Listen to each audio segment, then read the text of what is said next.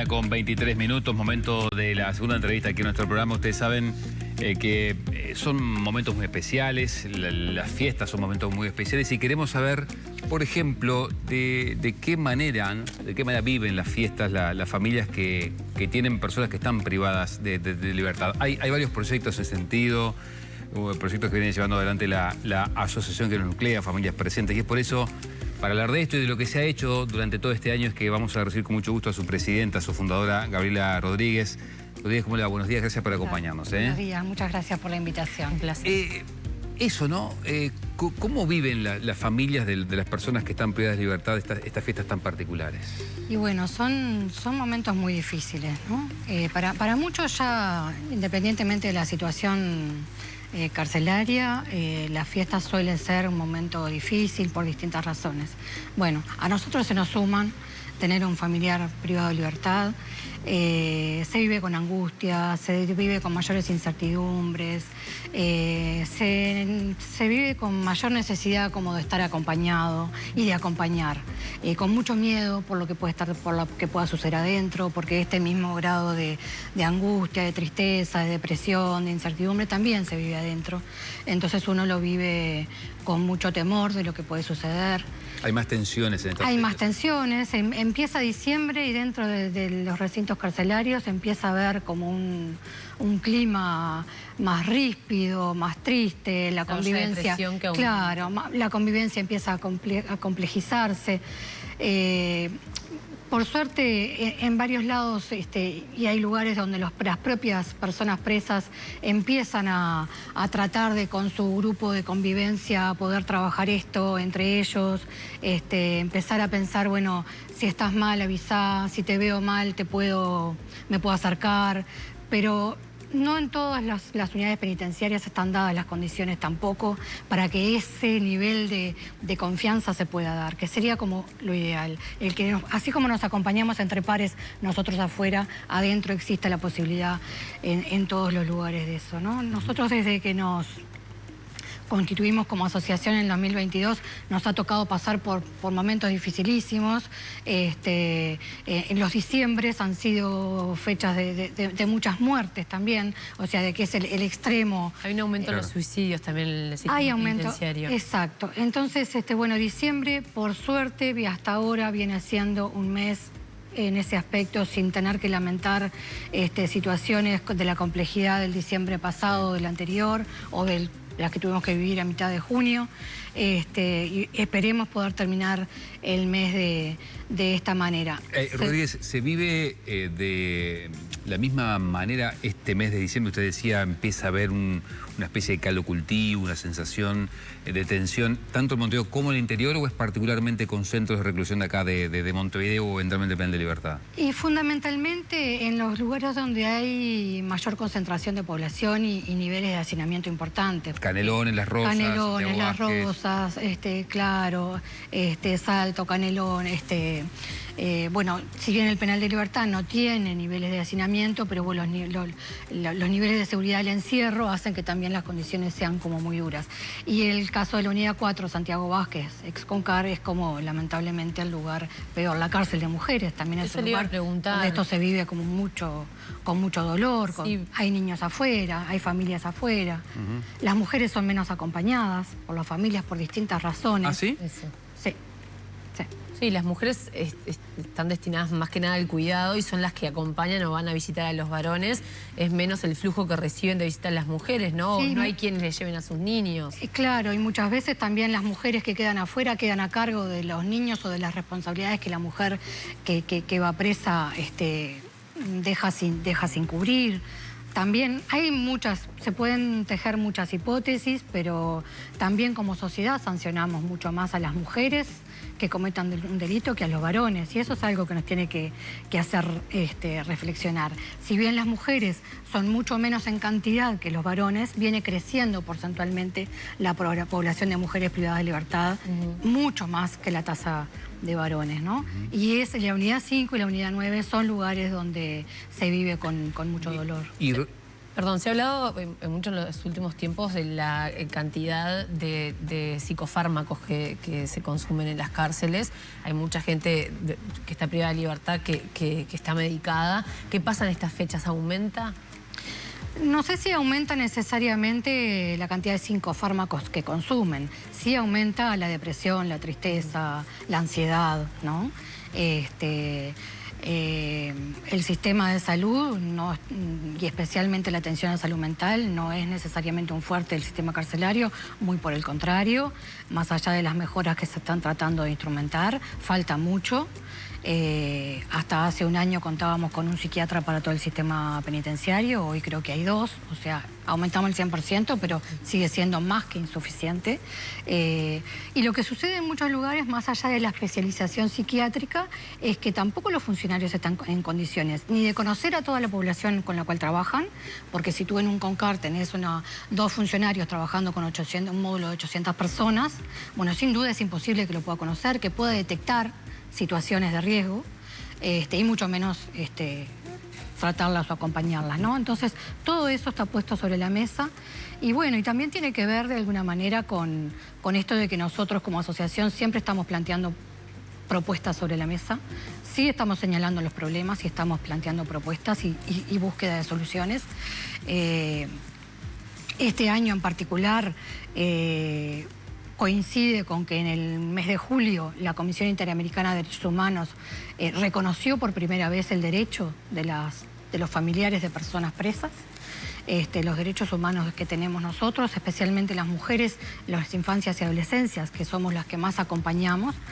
Y eso fue producto de una lucha de muchos años de las asociaciones de toda América Latina, que estamos nucleadas en REMOVE, la Red Internacional de Mujeres Familiares, que primero elaboramos y difundimos nuestros principios de Bogotá, los llevamos a la Comisión Interamericana y de ahí surge esta resolución.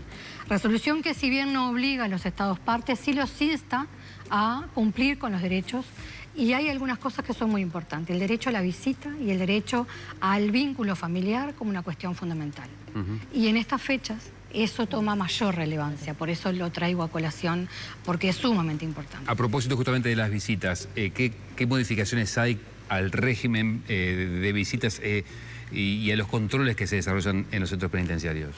Bueno, en estos días en general, el 24 y el 31 hay visitas especiales. En esas visitas en muchas unidades se ha trabajado previamente para que ese día, por ejemplo, el paquete que ingresa sea un paquete más pequeño para acelerar el ingreso y que se pueda llevar previamente otros paquetes días anteriores.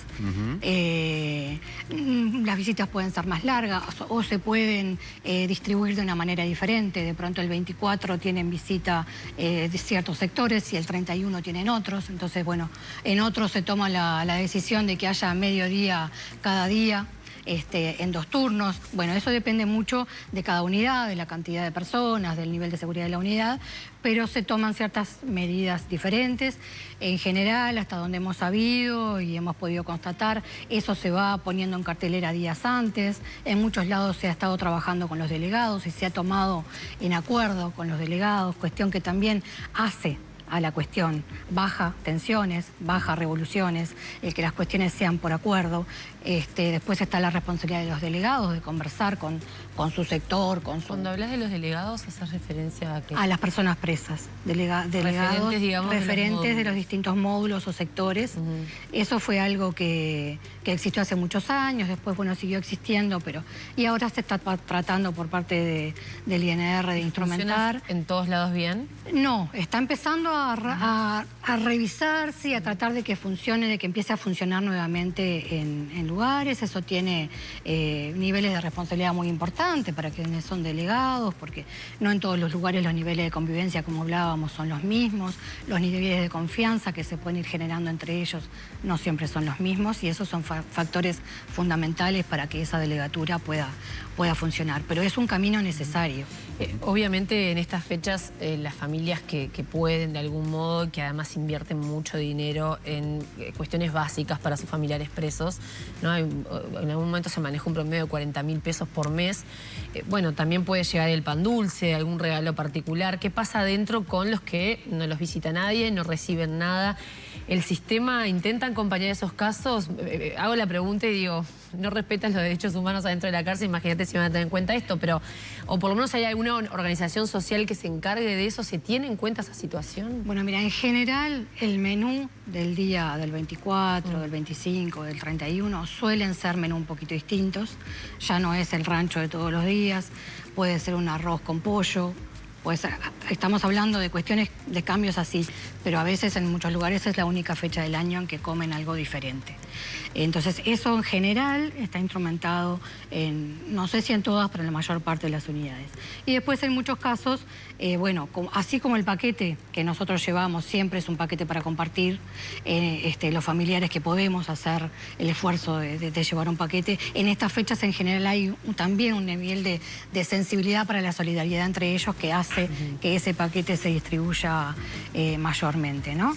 Y esto tiene toda la gama de matices según la unidad, según el sector, según el lugar. Pero bueno, también a nosotros nos parece importante rescatar este tipo de niveles de solidaridad que también hay dentro del sistema penitenciario, porque en general hablamos de todo lo malo, y incluso de los errores más graves que cometen las personas mientras están presas, pero también está todo este otro costado que muchas veces es también el que ayuda a sostener. ¿Esa supervivencia da lugar a la empatía? En muchos lugares sí, en muchos lugares sí. Queda muy oculta, ¿no? Claro. Pero sí la hay, y hay personas que de pronto se reencuentran porque estuvieron juntas en un lugar y a los años se reencuentran con otro porque, bueno, hicieron distintos trayectos dentro del sistema penitenciario, y el momento del encuentro muchas veces es un momento importante para ellos de volver a convivir con alguien con quien muchas veces de pronto pudo compartir cosas que no las pudo compartir con más nadie. Claro. Entonces, cuando se logran esos niveles de conexión entre las personas, también es muy importante y es muy sanador. Bien, Rodríguez, ya sobre el final de la nota, la sacamos un poquitito de estas fiestas tradicionales y queremos preguntarle sobre la evaluación de lo que ha sido el año para familias presentes. ¿Se aprendió algo de la tragedia que se vivió en las cárceles con el tema de los incendios? Eso por un lado, y por otro, es una preocupación de no solamente este gobierno, sino el anterior también, el nivel de hacinamiento que hay en los centros penitenciarios. Hay ahora esta gestión de Orsi quiere establecer algunos mecanismos de salida, ya lo había instrumentado la anterior también, con la DINALI, bueno, en fin. ¿Qué participación están teniendo ustedes, los familiares, en todo este proceso? Bueno, bien, es interesante poder conversar sobre esto, porque sobre lo que tiene que ver con las grandes tragedias, nosotros ya desde la primera que vivimos como asociación dijimos esto no lo vamos a olvidar y vamos a estar monitoreando la situación y viendo canales de mejora. En su momento el ministro Martinelli en el 2024 le habíamos planteado y habíamos hecho toda una propuesta en la cual, bueno, había que trabajar sobre el hacinamiento. Si no se trabajaba sobre eso, que para nosotros no es el punto 1, es el punto 0, era muy difícil que otras cosas sucedieran, y ahí hicimos una propuesta de que se empezara a trabajar para que se empezaran a ocupar las pocas plazas carcelarias disponibles, pero que las había. Bueno, en aquel momento eso no fructificó. Este año esto sí está sucediendo.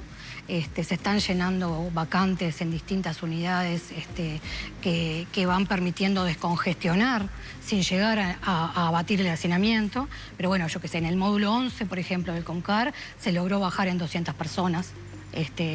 La cantidad de personas que había, dejaron de entrar, salvo algún sector, dejaron de entrar personas nuevas a ese módulo, se están llenando las vacantes que habían en las chacras, que habían en algunas unidades de menor seguridad. Entonces, no resuelve el problema, no lo resuelve, pero son medidas que van apuntando en ese sentido.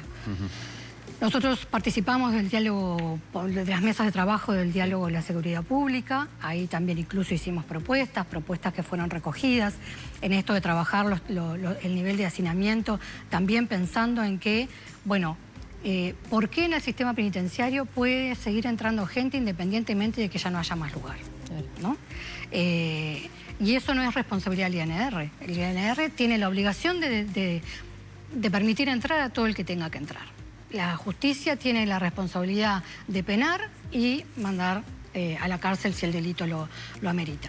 Entonces, bueno, nosotros estamos proponiendo generar un espacio de trabajo más interinstitucional que permita trabajar sobre esto. Existe lo que se llama la ley del cupo o la regla del numerus clausus.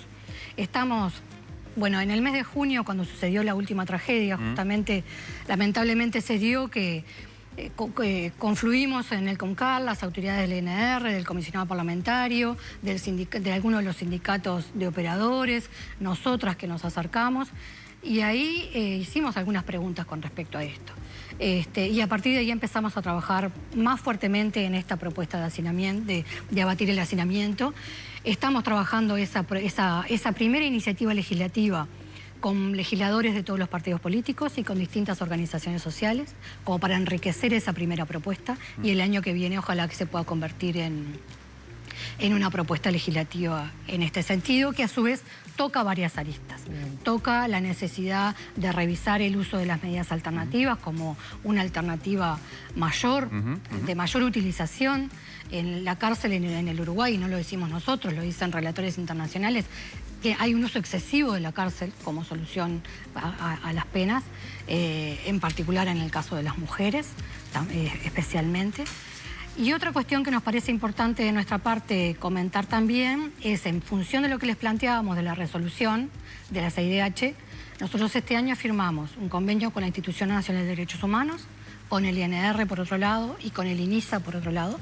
Y en todos esos convenios está incorporado el trabajar para el reconocimiento de esos derechos de los familiares que propone la CIDH en la resolución.